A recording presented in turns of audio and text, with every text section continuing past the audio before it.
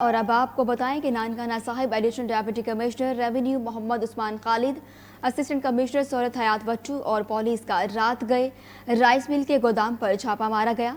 गोदाम में जखीरा किए गए गंदम के 10,000 थैले बरामद कर लिए हैं। Additional deputy commissioner revenue Mohammad Usman Khalid का कहना था कि पकड़ी जाने वाली गंदम की मालियत तकरीबन 2.25 करोड़ रुपए है, जबकि बरकत राइस मिल को सील करके थाना मांगटावाला में FIR दर्ज करवा दी है। असिस्टेंट कमिश्नर सूरत हयात वट्टू का कहना था कि ननकाना साहब पकड़ी जाने वाली गंदम को सरकारी गोदामों में शिफ्ट किया जा रहा है, जबकि बरकत राइस मिल का एक मुलाजिम भी मौके से गिरफ्तार किया गया है।